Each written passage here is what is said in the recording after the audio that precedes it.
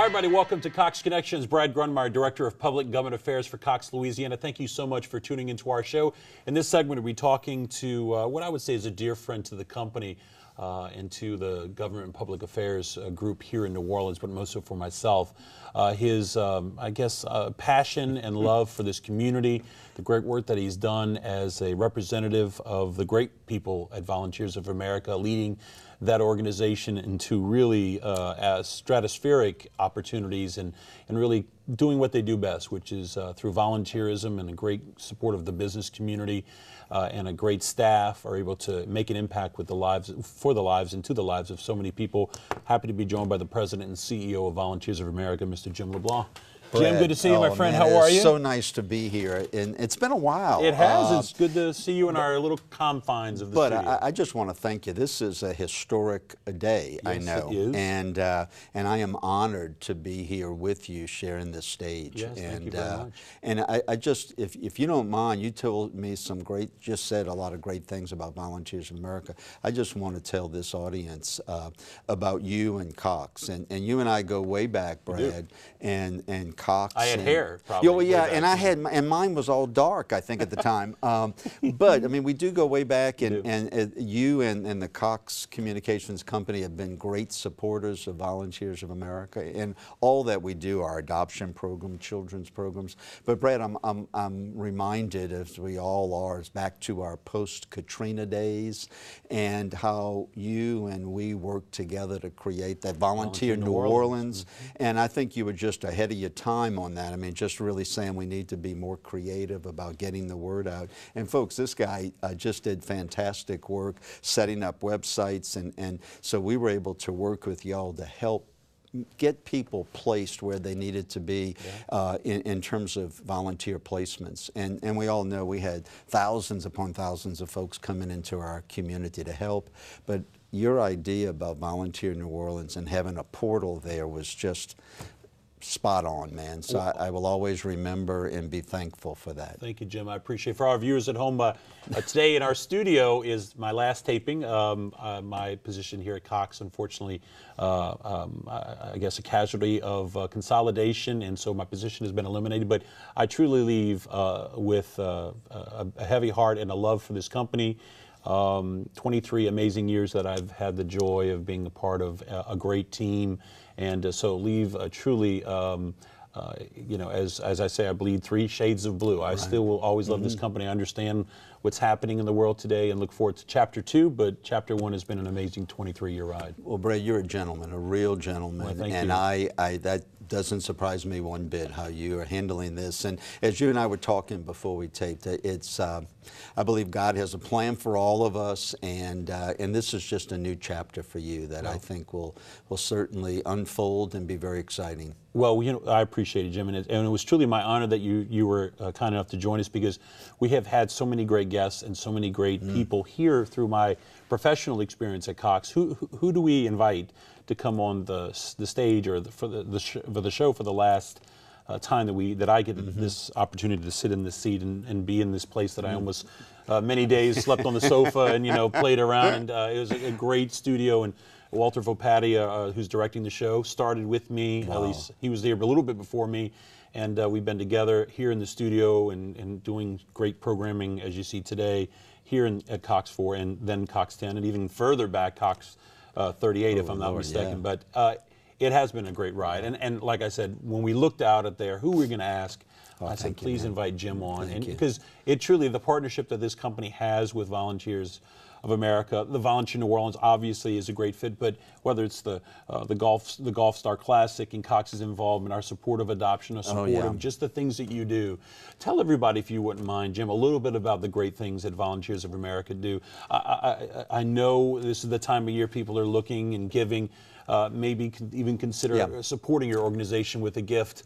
They see you in the commercials. They know the great success you guys have had with people who donate their cars. But tell us a little bit about the true mission of the organization. Well, the mission of Volunteers of America is we have been around since 1896. And our mission is to reach up and uplift the lives of people in need. And what we have found, Brad, is that our community typically turns to Volunteers of America as the charity that can really help meet the most vulnerable needs that people have.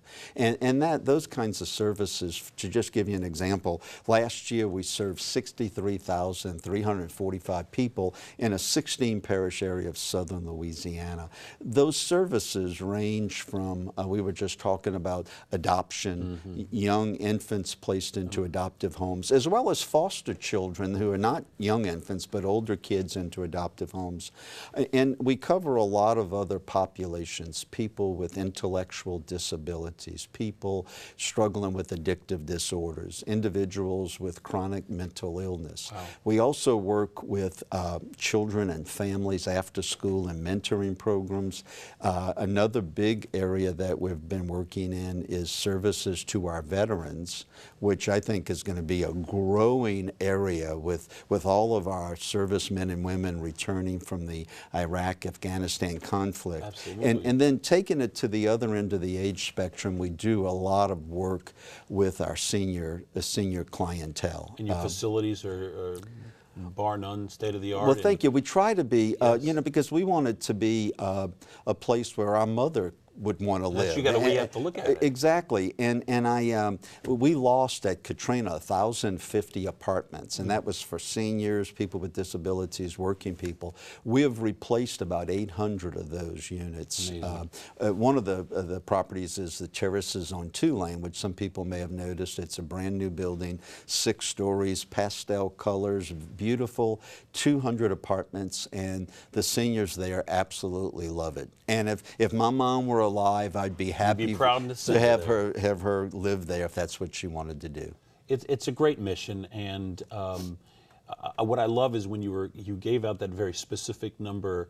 You didn't say over 30,000, and you just have to think. You really get it down to the individual and know how many people you've served, and I think that's significant because you're not just a big number. You truly are a number, and you know what the impact that you're making. Well, Brad, I'm glad you said that because I am real proud of that number. It's a great You know, I mean, yeah. 63,345. Everyone counts. But it's interesting you say that because what I always say is that's a great number, but the most important number is the number 1 because we really serve one person at a time. We're a hands-on kind of ministry in our mission. So when we say we serve that number of folks, that meant one individual touching the lives of another individual in one of those program areas. And our whole concept at Volunteers of America is to empower people to be as independent as possible. Right. You know, and if they can at some point not need our services, that is a success, and that's what we want to aim toward. And I love year-round, you guys do a lot of great effort in the sense of fundraising because that's really important. You were just telling me recently in November you had obviously a great opportunity to tell your story. Yeah. Because that's what it's really about. Is as people, the dollars are getting smaller, nonprofits and great community organizations are really having to work harder and harder to find the funds to support the programs that they do, and you're no different. Absolutely. And Brad, I tell you, I've been doing this for a lot of years, and at some point I came to the obvious realization that the nonprofit world that I grew up in is no longer here. We had a lot of services that were government supported, or we'd have thrift stores and things of that sort. We don't do the thrift stores any longer, and the government dollars are nowhere near what they were, and I don't see them coming back anytime in my professional lifetime. So what we're doing is doing more fundraising, telling our story. We believe that when we tell our story, people will be compelled to be involved. But another interesting thing that's another form of fundraising is we're looking at new services that might help us create a profit or surplus, we call it.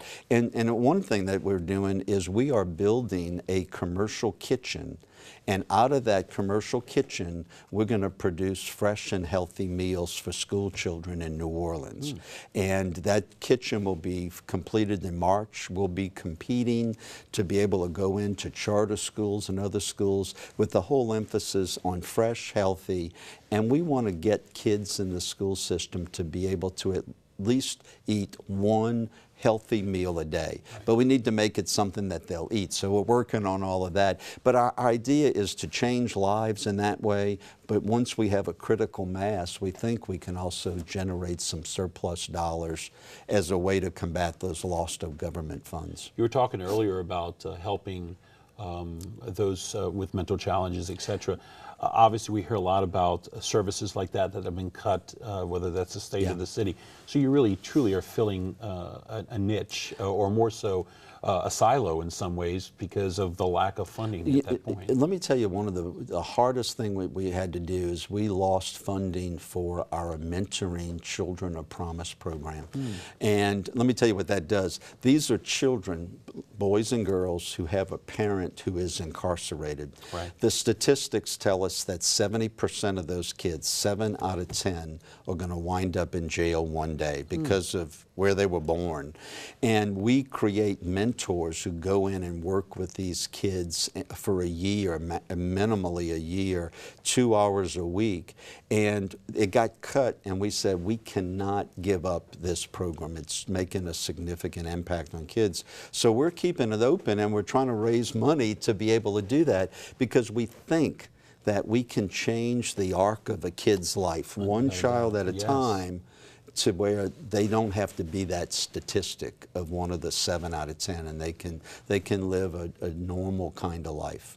If someone is watching the show, interested in maybe supporting you, maybe whether that's just a one-time donation or reoccurring, or you know, maybe leaving a contribution, legacy, whatever, what can they do, and who do they call, and where can they go? Call me, call us at area code 504-482-2130, and of course we're on the web at voagno.org.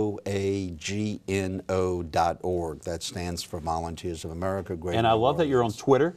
We Is are. That you throwing a hand about, I Jim? tell you what. Oh yeah, it is. No, but we're on Twitter and we're on Facebook, and we have a lot going on. So we just try to communicate out to the community about what we're doing, and heck, get people involved in our work. And look, the name is called Volunteers of America. You want to get involved, you want to do something here in your own backyard. What a great organization to partner with and be a part of. Jim, again, thank you so much. It's been a great ride for me personally.